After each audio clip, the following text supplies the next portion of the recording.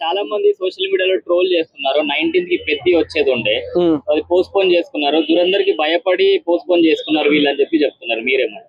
అవును, cinema field లో ఇప్పుడున్నటువంటి పోటీ వల్ల చాలా ప్రమాదకరమైనటువంటి ఒక గేమ్ లాగా అయిపోయింది సినిమా ఫీల్డ్ అంటే. ఏమైనా తేడాలు వస్తే ఫ్యామిలీ లేచిపోతాయి. కాబట్టి సినిమా ఫీల్డ్ ఇప్పుడు అత్యంత ఎక్స్పీరియన్స్డ్ పర్సన్స్ ఉన్నారు. దిల్ రాజు లాంటి వాళ్ళు ఇవాళ తెలుగు చలన చిత్ర పరిశ్రమ అభివృద్ధి మండలి అధ్యక్షుడిగా ఉన్నారు. కాబట్టి వీళ్ళంతా ప్లాన్ గా కూడా ప్రతి సినిమా బాగుండాలి, ప్రతి సినిమా హిట్ అవ్వాలి, ఈ యొక్క డిస్ట్రిబ్యూటర్స్ కి బయ్యర్స్ కి అందరికి కూడా డబ్బులు రావాలి, అలాగే ప్రేక్షకులకు కూడా హ్యాపీ ఫీల్ అవ్వాలి.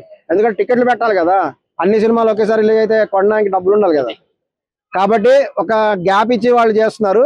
ఈ లోపల మళ్ళీ డబ్బులు సంపాదించుకొని ఫ్యాన్స్ ఎంత రేట్ ఉన్నా కొనడానికి రెడీగా ఉంటారు. కాబట్టి power star Pawan Kalyan cinema ticket rate ఖచ్చితంగా పెరుగుతుంది.